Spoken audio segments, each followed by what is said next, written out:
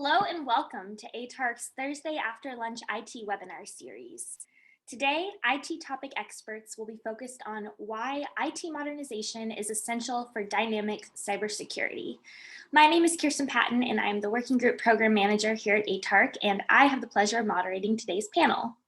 Welcome to all of the attendees, and a special thanks to Shelley Scarpelli and the rest of the Fortinet team. This afternoon, we are going to hear from our panelists, which will be followed by a Q&A where we will pop in a few polls and then answer your questions. Before we begin, I want to encourage the audience to submit questions of your own in the Q&A section of this platform. We'll be going through them throughout this panel discussion, so please send them in as we go. Please also remember to answer all of the poll questions to ensure that you receive your CPE credits for attending today's event.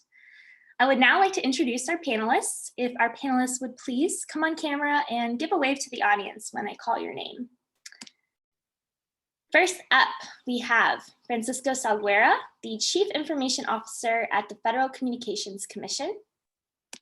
Next, we have Allison McCall, the Chief Information Officer at the National Technical Information Service within the Department of Commerce.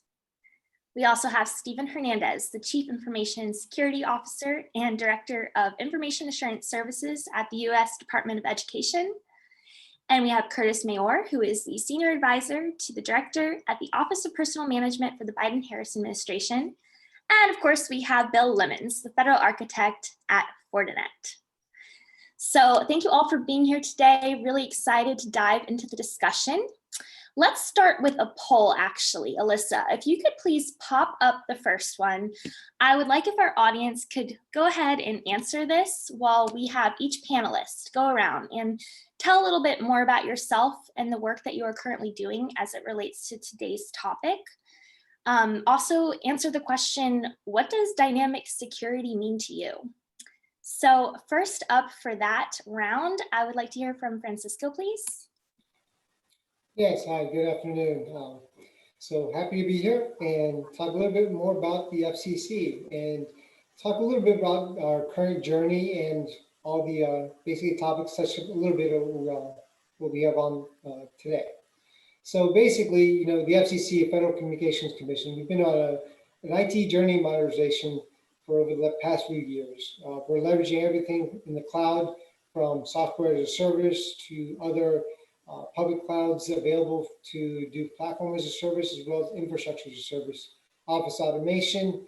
And then within our environments, we're also developing on microservices and various platforms there and capabilities. Also, we leverage the virtual desktop environment, which was basically set up initially as a pilot several years ago, and now we're looking to expand that and also put that into the cloud. So for us, those have been some endeavors that have actually got us into the start of the IT modernization journey, which we all know is not one that it's a complete finish either, right? Because it's a continuation, and we have several systems that are still sitting on legacy platforms that we have to migrate, and we have a large effort that we're taking for auction systems, as well as other capabilities, whether it's coming down from our data analytics, as well as our data capture type systems. One of the things I want to talk about as well is how some of those systems have actually helped us during the current pandemic situation that we all find ourselves in.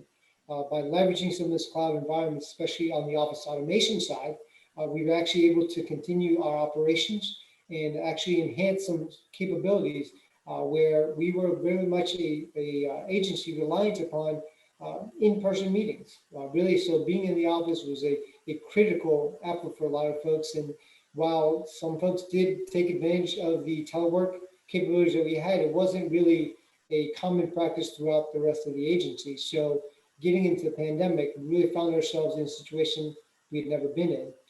So we were able to very quickly change and shift a little bit and actually put into our capabilities, and we use Office 365 and leverage Microsoft Teams. So that's something that was not in our environment.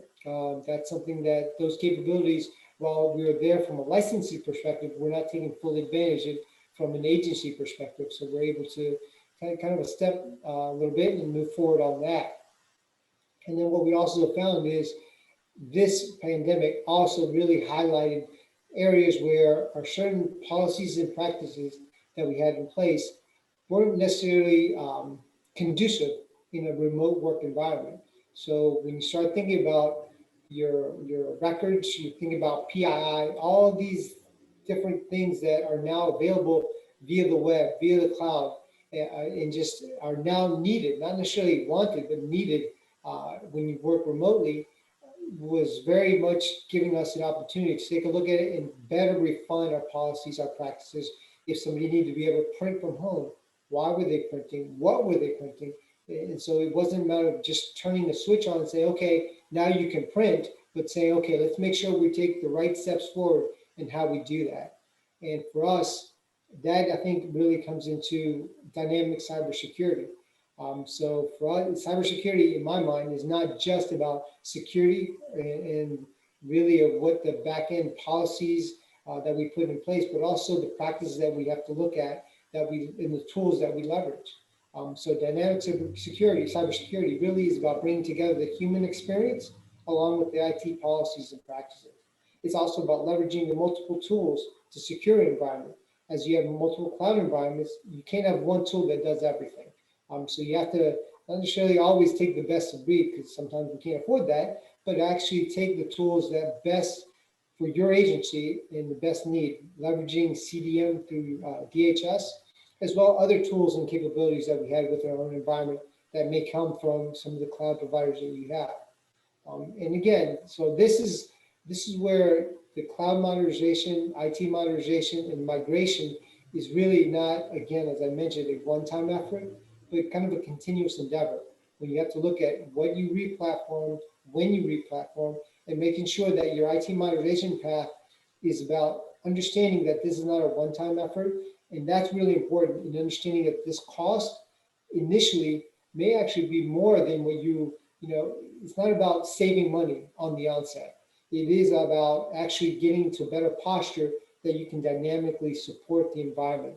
And then in the future, as you start looking at your costs, as you're able to have a much more scalable, stable, and dynamic environment, an elastic environment, then you can start talking about the cost perspective of things and where you can see some cost savings.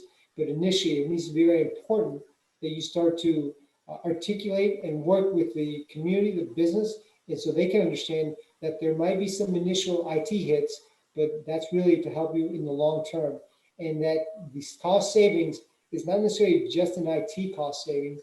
There's a savings when you go from a very manual process to a digital process that from an IT perspective, you may need more ramp up, you may need more power, more throughput, but you can actually save on paper process where you don't have to buy paper, you don't have to buy pens, and all these things that make it such a manual process that you have to worry about mails and all the other cost centers that you don't think about from an IT side, but it affects the IT delivery that you're able to provide. So that's at a high level, a little bit of what we're doing at the FCC from where we started our modernization efforts, where we're continuing, and how we're leveraging different throughputs, whether it's cybersecurity and dynamic cybersecurity, as well as cloud modernization and migration as well. Excellent. Thank you so much for sharing that with us. And next, I would like to hear from Allison, as well as Allison, if you could answer the question, what does cybersecurity mean to you? Allison, you're on mute. I'm Allison McCall. I'm the CIO at NTIS, which is a part of U.S. Department of Commerce. Sorry, that was my Ring doorbell over there.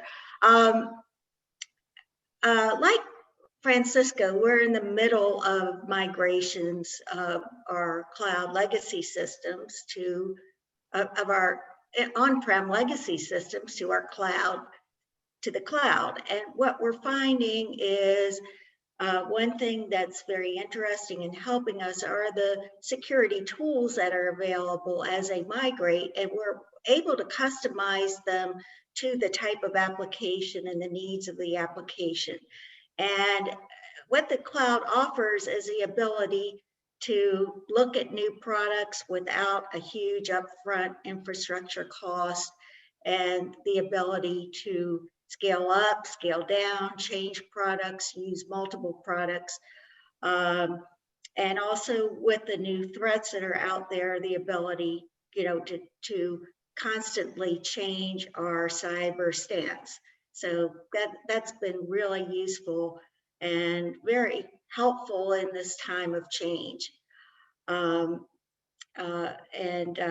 That's really what I consider dynamic cybersecurity, and also the ability to, for instance, scan your systems with numerous tools, some that look at the system while it's running, some that use while you're developing the system. But I think the cloud offers a new dimension to bringing in a lot of these tools. Thank you. Over to Stephen next. Greg, hello, and thank you for having me today. Appreciate the introduction. Here at the Department of Education, most people know us for one of our primary missions, which is educational opportunity. Doesn't matter what zip code you're born into, your financial situation, even physical, mental situation in many cases. If folks have an appetite or a desire to get education, we're there to make that happen, and we're there to help them. The other side of the coin, and an area once you put the pieces together, people have the aha moment, is our programs like federal student aid. And if you looked at the United States account receivable, that's a $1.6 trillion portfolio. And then on any given year, we may have another $1 trillion to $2 trillion flowing through us in terms of grants, aid, et cetera. If we looked at a bank, for example, in the world, we'd easily be in the top 10. In the United States, typically in the top 5, usually the top 3. And so the other part of our mission is really operating like a large financial institution. So when we talk about dynamic cybersecurity, one, it's cybersecurity that can really cover all these different mission spaces. While all these mission spaces have the same fundamental outcome of improving and advancing education in this great nation, the way that we go about it and the how in each of these spaces is very different. Yet as a chief information security officer, I have to be focused on how am I bringing solutions to the table that are cost effective, as centralized as possible, giving us great risk visibility and a lot of different and really incredible mission spaces that don't necessarily always line up. And I think that's where this conversation around dynamic happens. For us, when we're looking at it through a few lenses. One, how are we leveraging our existing capabilities? And I love the conversation about CDM and ICAM and some of the things that they're considered legacy, but frankly, they're foundational pieces of strong cybersecurity. And then leveraging them towards getting closer to that wonderful magical unicorn, near real-time risk visibility. And it's something that we'll never, ever quite be able to catch because we'll never be true real time, but the closer we can get to it, the better we are. And then the dynamic piece of it is how quickly can I reconfigure my security defenses based on what I'm seeing. So for us, that means we're taking steps forward into things like what Gartner calls SASE, Secure Access Service Edge, as interim steps towards our ultimate goal, which is a zero trust architecture. And that's really where we feel like we'll be at a point where we're truly dynamic, because we'll have things like a trust engine influencing a control plane and micro-segmenting in near real time, quarantining in near real time, perhaps granting more access in near real time. And that's really when we say, aha, we're really embracing this idea of dynamic cybersecurity. Thank you. Excellent, thank you. I believe we did a panel last week on SASE. So for anyone in the audience wanting to hear more, go to the HREC YouTube channel for that. Awesome. Over to Curtis now. Thanks, Kirsten.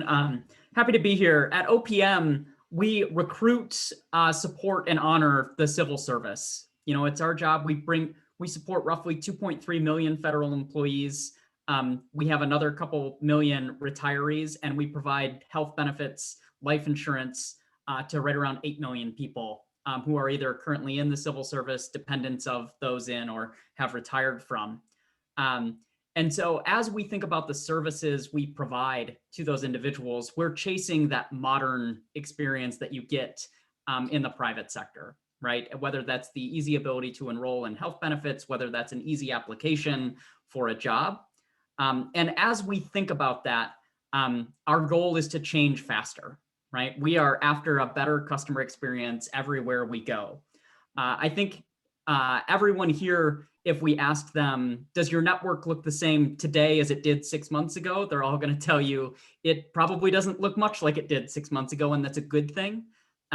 Which means for cybersecurity purposes, we are chasing both, or we're accommodating both those changes we're making internally, but also our threats are coming after us, fast and rapidly from the outside. And so as we think about how we accommodate this, modernizing is the number one way we can do it. I think, again, if we asked everybody here, how do you feel about the legacy application you have that's 25 years old and its cybersecurity posture? And probably the number one cybersecurity thing you could do for it is get rid of it and have a new one that just did the same thing for you. And that's what we really believe in here as we think about how we both modernize and meet that changing dynamic over time. Thank you. And Bill, over to you, sir. Thanks, Kirsten. Obviously, as a representative of a manufacturer, we come at it from a little bit of a different perspective, but I loved all of the points that were brought up across the spectrum of agency representation we have here today. There were a number of points that I thought were very relevant to this concept of dynamic cybersecurity. I think one foundational element is that visibility and the ability to have a high degree of control and feedback in that particular environment is incredibly important. Not only is the infrastructure itself changing, as Curtis said, on a daily basis, but also the threat landscape is changing just as dynamically, if not even more so. So it's incredibly important that all of the distributed components that are delivering any aspect of cybersecurity or security controls within an environment be able to not only provide that visibility quickly and seamlessly, but to share that threat intelligence across the entire landscape and provide a framework for remediation so that automation can take over and you can get that near real-time response that Stephen was talking about earlier. And it doesn't really matter whether those tools are tools that reside on a workstation, tools that reside in the cloud, or at any point in between within the infrastructure, or even sitting in a knock and sock.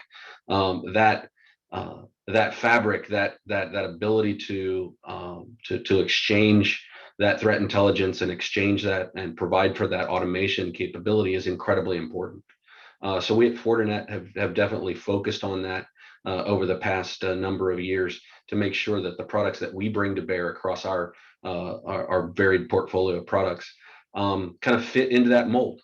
We look at the approach to cybersecurity as you need to bring a platform.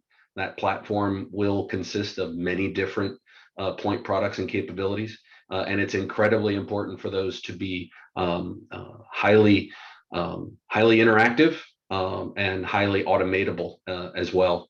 And not just from a single perspective of a particular vendor, but across the vendor community. I think it was mentioned also that there's an interest to try and bring as many of the leading products to bear to address each one of the challenges that occur, and many times those solutions are not provided by a single vendor; they're provided by multiple vendors. So it's incredibly important to focus on open protocols, API capabilities, and integrations, and ensuring that as a vendor we provide capabilities that support the entire community and don't necessarily pigeonhole individual customers into a situation where they're locked into a particular vendor environment. So as part of Fortinet Federal, we're laser focused on trying to provide that support to our federal customers, and look forward to helping them through those challenges of focusing on their missions versus focusing on just building and supporting IT. Excellent, thank you. Alyssa, if you could please pop up our second poll question, but I want to go ahead and poll the audience on, while transitioning to a remote workforce, what was the most challenging thing that your agency has overcome? So if you're an attendee, make sure you answer this so you receive your CPE credits. And with that, I want to ask a question to Francisco. Similarly, how has the pandemic and remote work challenged your agency, specifically as it relates to IT modernization in federal government? So for us, a couple different challenges. So I mentioned one was the collaboration side. So interesting enough, that was your question, right? So the collaboration definitely, where, as I said, with the environment, the culture truly being more face-to-face and being in a more, virtual type of environment was new. Additionally, a lot of work within the FCC, so as many know, when it comes to auctions and regulations on the spectrum, the broadband telecommunications and such, a lot of that work happens on premise. So it's very secure. It's basically in a locked-in room where people literally lock themselves in a room to go over auctions and figure out how to run the business from the vendors and being able to buy, if you will, different bands within the spectrum. So for us, that was a big, huge effort because we were working not only on modernization for auction systems, but also never really put into mind as far as how would we do the auctions virtually. So we actually had to develop a hybrid approach where we had some folks actually had to come into the office. One of the things that we always tend to forget sometimes, those that live in metropolitan areas, is there's broadband that may not be available to some of our users, right? So that's not happening just to the public in general, but it can happen to our own employees. And so that was important for us to take on that challenge and, how to keep people safe, get some of the things virtual, leveraging voice over IP for communications on the phone, and then actually building some I wouldn't say holes, but for lack of a better word, initially thought of as putting holes into the firewall so people could actually connect to the systems that were previously on-premise only. So for us, it was actually, making sure those things would become available in a VDI session that was not initially built for that. VDI was initially built for office automation. It wasn't thought of taking the whole gambit from super user developers to geospatial folks to as well as auction folks, and leverage that VDI environment where they no longer have their desktop sitting on their side or under their desk that they can't connect to. So this pandemic actually did challenge us that we had to overcome, and it really was took some really out of the box thinking for not only IT but also for the culture and for the folks to adapt and adopt some of those technologies and new practices. Absolutely, thank you. I'm curious, do any of the other panelists have insights on what their challenges were outside of collaboration culture? Was anyone experiencing a challenge different than what Francisco already stated? Or was it all the same? For us, it was a lot of different cultural challenges, and in many ways, they came out of very great sources. Our hiring, we asked ourselves some hard questions about, do we really need folks physically here in the Washington, D.C. area? And in some cases, that answer was still yes. I think that Francisco brought up a lot of those. Sometimes a conversation really does need to happen behind a closed door.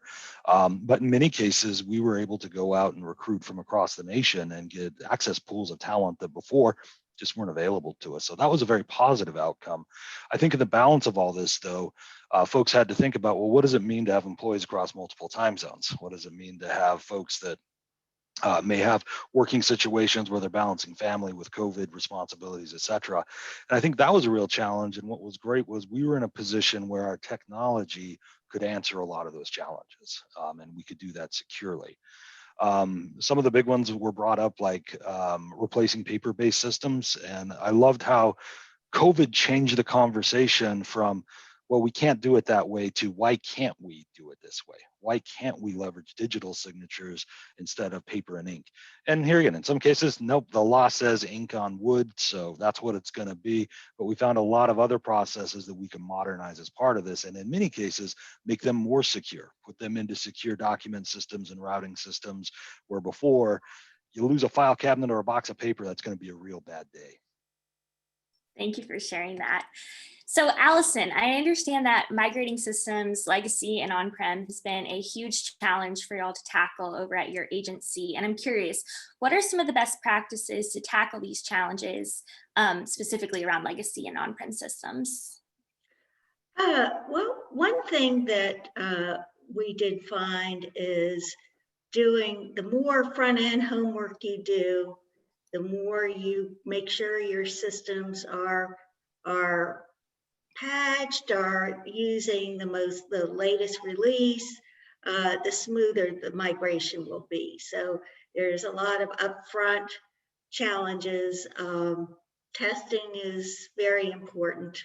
And we have a unique challenge trying to collaborate and test our systems virtually. You know, we're all online at night and the kids are running through and the dogs are coming into the rooms and we're trying to get this done. And so it's been, again, collaboration is difficult right now. And, but again, upfront understanding of what you have, and being able to bring in all those little legacy pieces that, you forgot about and maybe even ignored because they were working fine, and also maintaining the security the whole time. That's really difficult. So. Awesome, thank you. Yeah, more cultural and collaboration challenges to face. Curtis, I'm going to turn the question over to you as well. I understand you guys have been migrating to the cloud. So what are some best practices to tackle those challenges?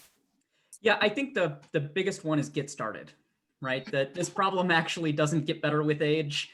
We could sit around and worry about the fact that it's big and it's hairy and it's really complicated, but you got to pick a part of it and just go after it.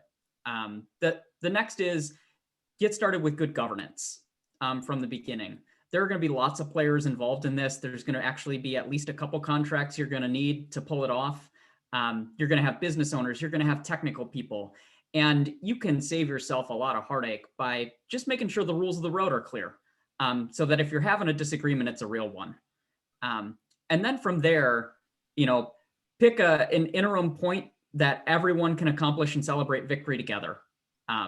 Because if you're waiting until everybody's in the cloud, I don't know, I hope everybody else here is moved out of their data centers in 30 days, but that certainly hasn't been the story here.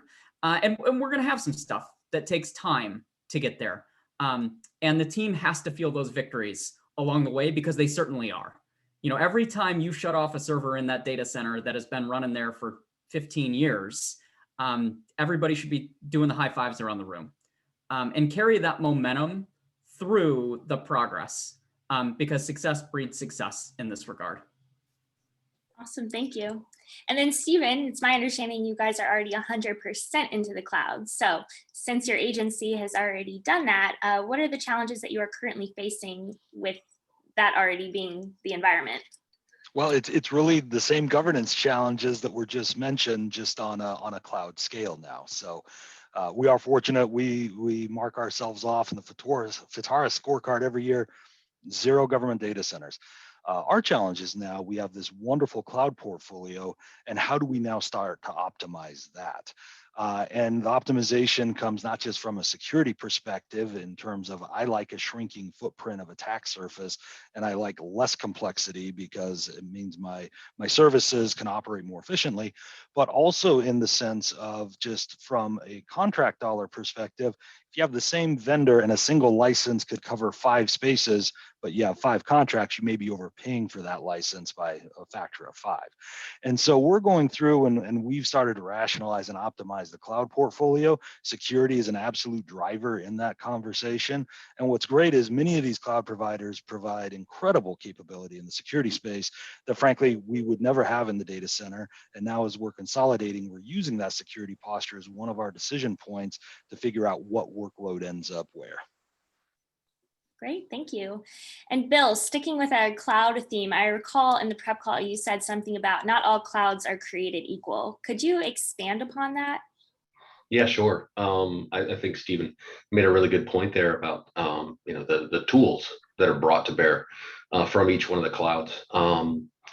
Those cloud or those capabilities are sometimes very similar, but sometimes the way to instrument them are different.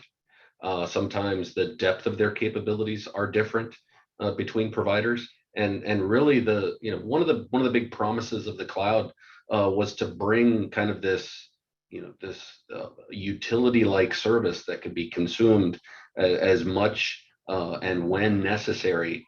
And the hope is that you can just flip a switch and move from provider A to provider B to provider C, take advantage of the cost savings, kind of like you do with your cell phone today, moving from provider A to B. Not that simple. It really isn't. And there definitely is there's a number of technologies that are coming into the fray that can help provide some middleware to create some similarities or at least a common language for provisioning and taking care of certain aspects of migrating and moving to the cloud. But then again, it's also incumbent upon us as vendors in the community to make sure that we provide tools that can provide consistency across multiple cloud platforms. So ensuring, I don't think anyone on the team will disagree that with cloud being the direction, the idea of it being one cloud and one cloud only is probably not in their vocabulary. It's going to be a hybrid environment. Whether that's now or into the future, that's going to be a reality. So making sure whatever solutions put in play can actually work across those boundaries and provide you with a common posture, common security expectation, and common visibility across that environment is going to be incredibly key to the ongoing success of maintaining that momentum and providing that level of assurance as that cloud migration continues. Excellent, thank you. So I see we had an audience question come in. I'm not sure who wants to take it, but the question is, what are the evaluation factors that you would recommend when evaluating cybersecurity offers? Any thoughts from our panelists? Stephen looks like he wants to answer it. Yeah, so the first one I would say is definitely about data accessibility and interoperability. For example, in my department, we have a data dominance initiative that says, if you have a tool or you have a sensor and it's producing data about eventually cyber risk, I want it in my data lake. And if you're a service provider and you cannot provide that access, that's a major detriment to me, because now I'm looking at apples, oranges, or at least in two different places having to match up some data, and it's not efficient. When we talk about dynamic security, it's can I get to near real-time answers with a complete set of data? So for folks that are thinking about how to evaluate, I would strongly recommend looking at, do you have access to the data? And if you don't, ask yourself, what is that going to look like in 5 years, 10 years when I have to have a data lake to keep up with my attackers? And I'm in a situation where I have a piece or two pieces that don't quite play ball well. Excellent, thank you. And for folks on our call who are unaware, can you just give a really brief overview of what a data lake is and why you should be maturing them at your agency? Yeah, so you can think of a data lake in a derogatory term, they're called the junk drawer of the data, where basically any data can go into this platform in its native format. And that's a little different than a data warehouse where there's some structure around it. And then we go to data marts and some other things. But for us, having the data in its raw format is important, because from a cybersecurity perspective, if we get things like a nation state investigation or criminal investigation from the IG, we need to be able to show not transformed and interpreted data, but actually what happened. And with a data lake, we have that capability. And ideally, you have this capability in the cloud. It's extensible. You can grow it and shrink it. You can use different storage technologies to offload slower, lower data. But ultimately, you have a fabric. And I say that because it can be multiple technologies where any data about, in my case, cybersecurity or risk management, it ends up there. And you can point your business intelligence tools at it, your analytic tools at it. And frankly, down the road, things like zero trust architecture, you can have machine learning and AI looking through all this data. And one of the reasons it's so important to get that right first is because when that machine pops in and says, I'm ready to learn, you need to have a lot of data for it to go through so it can understand what your environment looks like. Awesome, thank you. Francisco, back to you. Do you have any insights on how you were able to provide your employees with available solutions while they were doing their job remotely and obviously trying to remain secure? So that's a good question, right? Because we're still working through that today. As I mentioned earlier in the opening, we have a VDI, virtual desktop infrastructure. So, we were leveraging people's home computers, right? Well, that's not a standard computer that people have at home. And so from that, it gets into a very interesting scenario when you're having to have, okay, how do we troubleshoot those devices and making sure that they have microphones, they have cameras, and what we found a lot was trying to figure out how we could provide those capabilities to users that one had GFEs, which by the way, our laptops were horribly old. So we found ourselves having to issue out laptops that I wouldn't even give it to my son, because it was just one that didn't have the right hard drive and RAM and everything to actually work efficiently. So we're still working through that today. That's one of the things about the pandemic that is still is a thin client laptop better than just a VDI session that's provided into a BYOD, right, bring your own device type of environment. And so, while it works in a smaller type of scenario for occasional teleworking, standard, work remotely is very different. So, we've had to adjust our ways that we are supporting our users and learn about what laptops do we say, okay, these laptops we know we can provide some support on. And these other laptops, if you don't have the minimum requirements, standard configuration, we'll help you as much as we can, but we can't guarantee services. So I think for us, it was the devices more than anything. And then again, reliance upon broadband. Interestingly enough, I found out some folks don't have broadband at home. They still are using, DSL type connections, which is better than when I was at USDA at Rural Development. Several years ago, we were talking with still dial-up. I'm talking several years ago, just 4 or 5 years ago, right? So this is not something that's gone to the wayside. So the dinging of the AOL connection is still heard by some. So I think that's a scenario that we haven't got the right answer yet. It's we have to change our standard practice and policy of how we issue devices and who do we issue to. Awesome. Fun fact, I think BYOD was a Jeopardy question once, a final one, and that person lost. So we all could have won Jeopardy. Over to you, Allison. I have a question. So it's my understanding that you obviously don't want anything to break down while you're modernizing. So the question that I have is, do you have an approach or strategy in place for ensuring that nothing, happens while you're in that process? And I understand it can be a major issue when migrating systems. So what are your thoughts around that?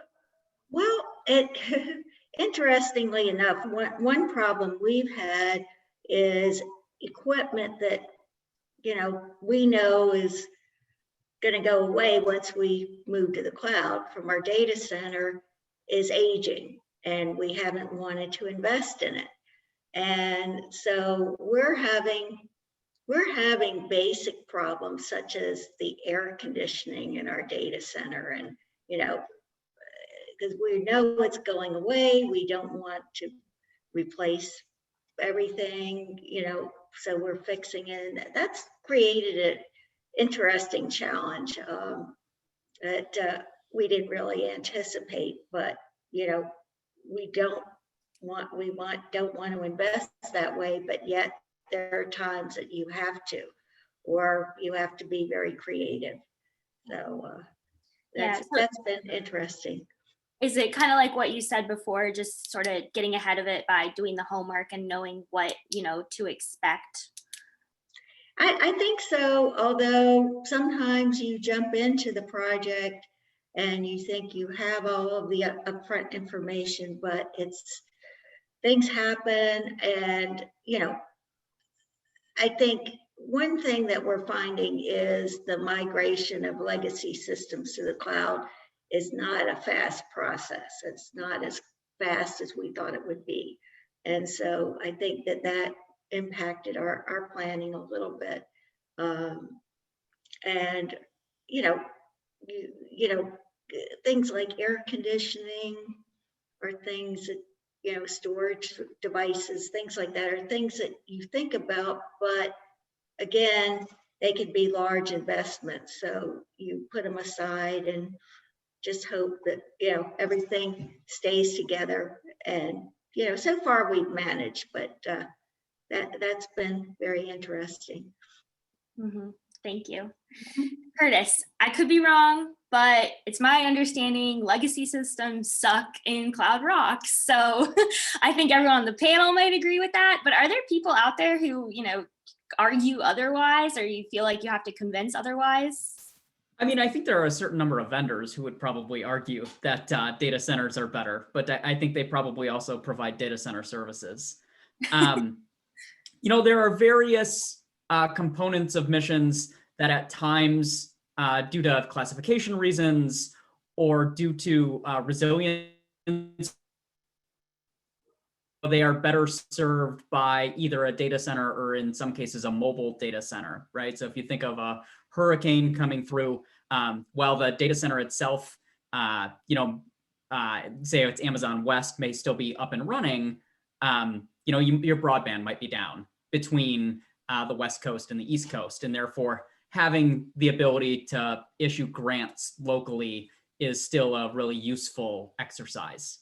But I think on the whole, when you're talking about general service, ordinary everyday circumstances, the cloud is the way to go.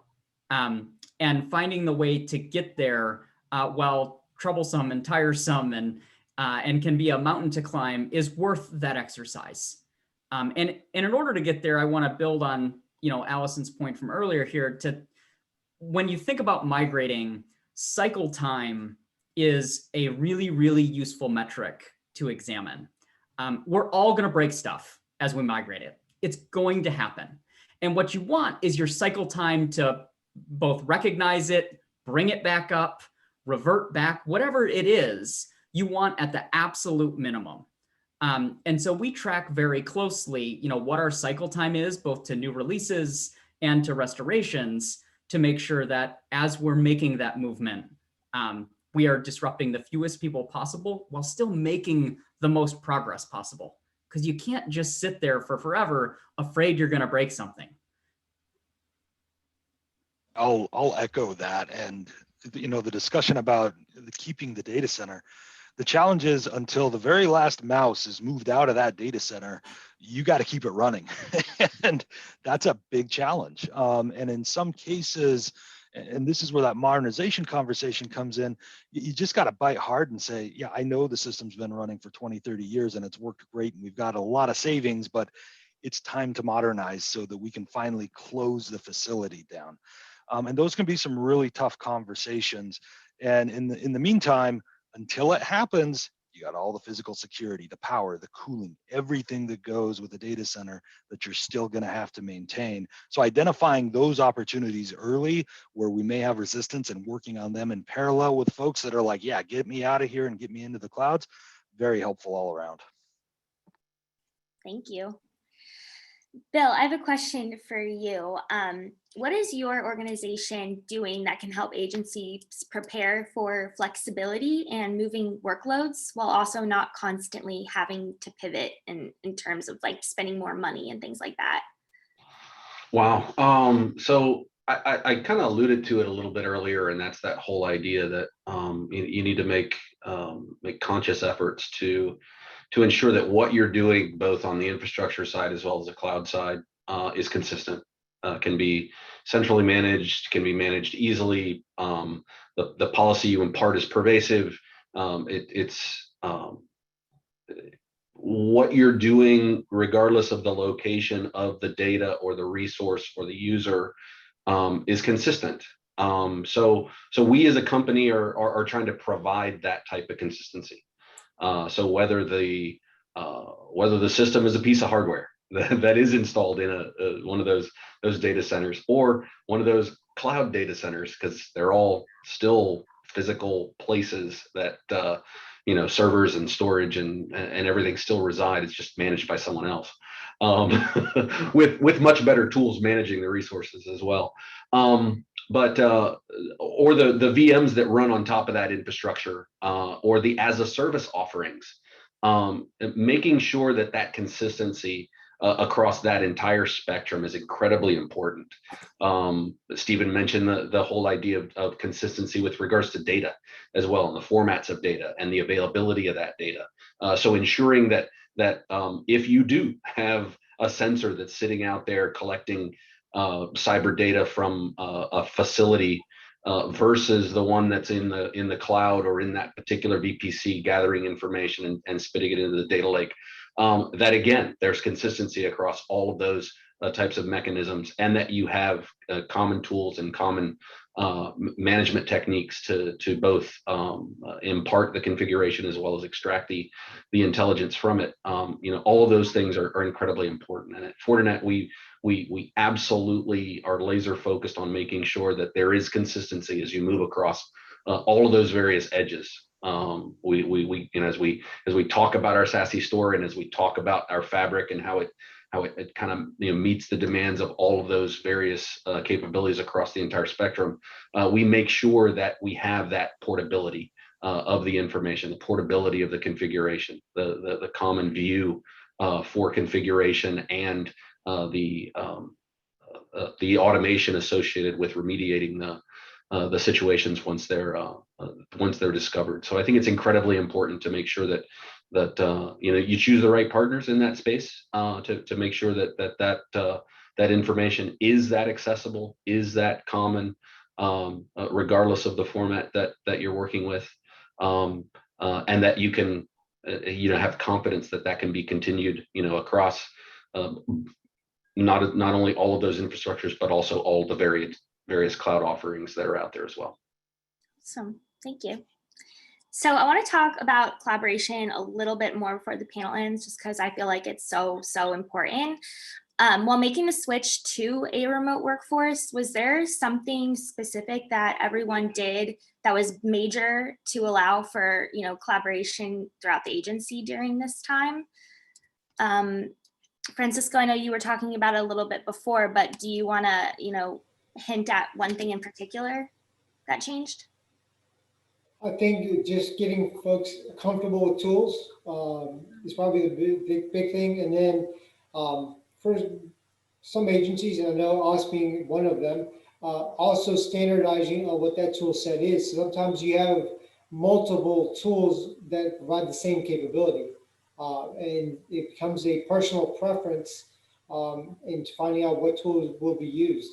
And I think a thing that gets lost too sometimes is accessibility for folks that need certain capabilities, whether it's interpreters, actual physical interpreters, because they can't use, or the tool sets may not have the capabilities to provide you closed captioning and things such as that. So those are things that you have to take into consideration.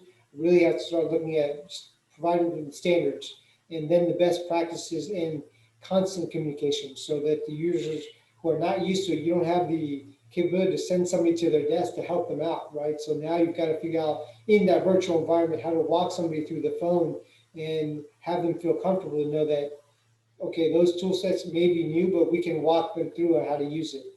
So I think the communication side of things, as well as the training, both in person, on the phone over the year, as well as video, and folks may not be, you have made video, and if you haven't taken into consideration, again, back to the accessibility, that's something that gets lost, but that's the issue. You can't lose sight of that. Yeah, video is huge. Any other panelists want to chime in? I'll throw in a little one.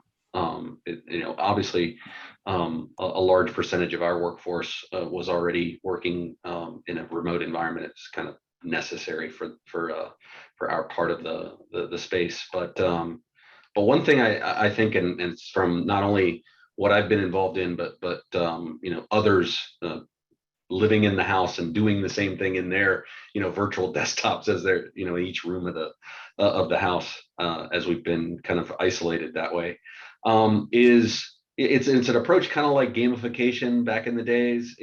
It's getting people to be comfortable with the tools they're using. So hosting a virtual happy hour or a virtual water cooler, so that you're not bringing the challenges of a particular mission requirement to them, using the tools that they are going to eventually help with their ability to collaborate in a virtual environment, but allowing them to learn what those tools are actually capable of and make them feel that much more comfortable that they can actually interact on a regular basis and get the most out of that interaction, by just using those tools for things that aren't just focused on the business. And I think that can really help with that level of comfort in being able to bring that social aspect to the workplace when it's absolutely necessary to facilitate day-to-day activities. Absolutely. Allison, were you going to say something? Yes, I wanted to mention the issue with accessibility for disabled individuals. I mean, that has been a challenge, and it's very important to consider that everyone has equal access and video conferences and meetings, and that's been a big issue. We work with a lot of other federal agencies providing artificial intelligence, machine learning. We work with industry partners as a part of our mission. And so there is a new way to collaborate that we're still working on, but running meetings smoothly, making sure everyone's on video and comfortable with that, making sure there's no downtime due to the use of the tools. For instance, I thought you guys did a good job of preparation and then getting us on early. So meeting with a big meeting with 20 or 30 or 200 participants, I think it's really important to make sure that you're all able to use the technology. Absolutely. Thank you. Any of our other panelists want to chime in?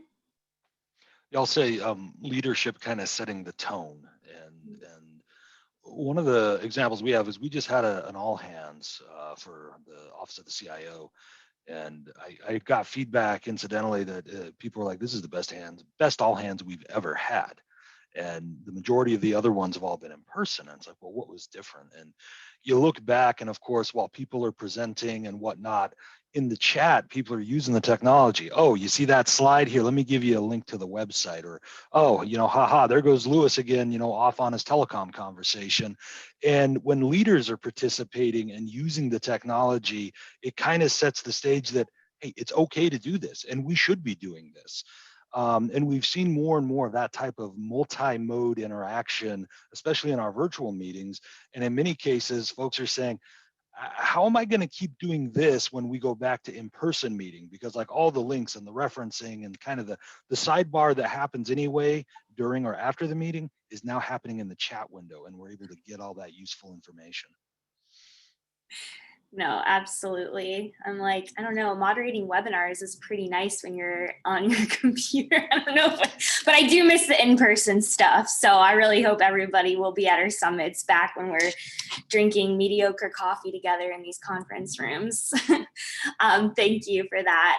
And then I have another question as well that I just want to throw out to the panel. What was the impact of max telework on the IT side? Was it pretty significant? Any thoughts around that? I can also go up first. So I can tell you from my help desk tab, it was very significant. And the initial starting, okay, how are we going to, one, get people ready? And as a matter of fact, the first 2 weeks, we spent 90% of the time issuing devices out.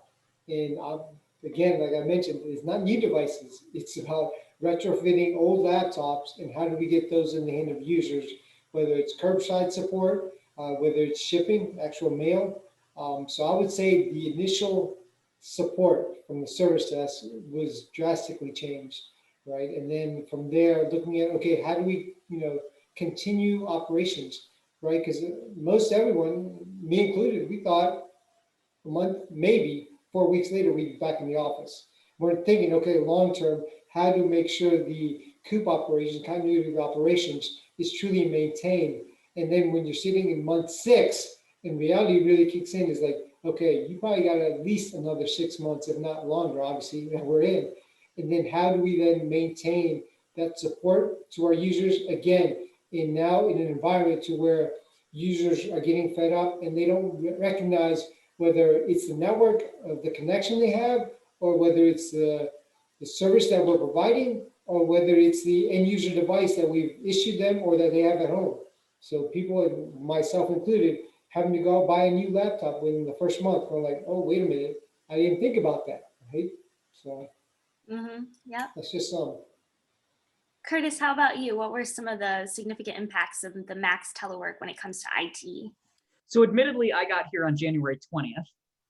And so I'm on this, the latter half of the agency made a bunch of really great decisions to make sure operations could continue. And those were hard decisions. And there was a lot of great work done by now the federal CIO, Claire, and our acting CIO, Guy, for those that know him from SBA. And we're getting to the point now where we need to rationalize. In many ways, it looks like the problem Stephen has with his multiple cloud environments, we indexed towards making sure we had communication tools people were comfortable with, that they could easily get to, that met all of their accessibility needs. But we may have 3 or 4 now. And it's costly, and we can't train to 3 or 4. And it creates a confusing experience for new people as they come on board, right? So we had this idea that we had, all of the employees last June. And now we're thinking about, okay, we onboarded somebody in October, and they're just finding out now they have to have Teams in addition to Zoom, in addition to Join Me, in addition to, whichever other one. And so our exercise this summer will be, really collapsing on a set of tools we know we can provide over the long term, both for cost effectiveness and also employee experience, to make sure that we are, really setting the whole workforce up for success. Awesome. Thank you for that. So before we run out of time, I just want to make sure that we get to our last poll question, which should be, in your opinion, how far along do you see your agency's IT modernization journey? I didn't give Alyssa a heads up on that. So Alyssa, if you could please post the poll, make sure that we get that in for everyone's CPE credit. Okay, so everyone, please go ahead and take a moment to respond to that. And then to wrap us all up, I'd like to go around and hear from each of our panelists. What's one piece of advice or a key takeaway from today's discussion that you would like to leave our audience with? So let's kick it off with Bill, please. Ooh, okay. I think an enormous number of great points with regards to the journey of how to move through the modernization effort while still considering cybersecurity and trying to take that dynamic approach to it. I think the whole idea of focusing on it being a platform approach, that there is not an easy button that you're going to push that is going to solve all of the challenges from this point forward. I don't think there was in the past, and I definitely don't think there will be one in the future. But to definitely strive for something that provides that pervasive visibility, that flexibility of operations and ongoing management, allows that threat intelligence to be shared across the entire spectrum, and provides that framework for automation. That's really going to be, if you take that kind of approach at putting together an infrastructure, and that infrastructure, wherever that mix is from, private infrastructure, data center into the cloud and as a service, doesn't really matter what that mixture is, but making sure that you plan for resources that fit into all of those buckets, that have that those tenets behind them are going to really prepare you for success. And really, really evaluate your vendors. Ask us, and have us show how we can meet those needs across all those key areas. I think that's probably the best advice I can provide to agencies out there today. Awesome, thank you. Francisco, over to you. Sure. So actually, I'm going to steal a little bit of what Steven talked about, which I thought was great, was making sure not only interoperability of data, but just data, period. So, within IT, sometimes we always talk about, oh, we have to have the source code. We own the source code. We own this, we own that. But really, data is now really enlightened us to really understand that that's essential to what we work on, whether it's building new application systems in a SaaS type of platform where folks get worried about not owning the code, if you will, when you're talking about a SaaS platform, but really the data is more important. And not only for the services and the system solutions you develop, more importantly, those things that you consume from a cybersecurity. I think, the data side is just so critical. I thought that was a great point. Thank you. Allison, final thoughts. I agree on the data is important. Another point I want to bring up is standardizing equipment and applications for the end user. We were lucky that we had just bought everyone in our agency this pretty much the same laptop for telework so that they could dock it at work and then bring it home. And when the pandemic hit, a lot of people hadn't taken it home, but they had to learn how to use it there. But we were standardized, so it made it much easier, especially to support from afar, when you can't run up to someone's desk. It really helped. And now I think we're realizing we need to standardize on video conferencing tools and collaboration tools too, because it is hard to support more than a couple of them at the same time. Thank you. Stephen. The old adage, don't let perfection stand in the way of good enough, especially in these type of operational environments. And that's coming from a security professional. So there are flexibilities we can leverage even within our current NIST standards and FISMA. And we need to look hard at the mission space and understand at the end of the day, how are we going to deliver that mission? And what's the risk appetite of getting it done? If we're having a conversation at that level, there's nothing that's going to stop us from moving forward. And so I'd encourage all of us, don't get too caught up in the idea of compliance or get overly complex in it. Focus on the outcome and the solutions become readily apparent. Thank you for having me today. Thank you. And Curtis, let's hear it. Thanks. Yeah, I tend to think of the world in hierarchies, and all of our organizations are at different maturity levels in that hierarchy, whether we're trying to standardize our cloud offerings or we're still trying to get, basic computers. But the point is to move up the hierarchy. I tell people often, we really need to just have a better version of the problem we have now, and that's okay. And to Stephen's point, don't let perfect be the enemy of the good in this instance. As we go along, having a better cybersecurity problem is certainly improved from having a worse one, right? And so when we think of that attack, reducing the attack surface, that's our goal. Reduce it. You're not going to eliminate it.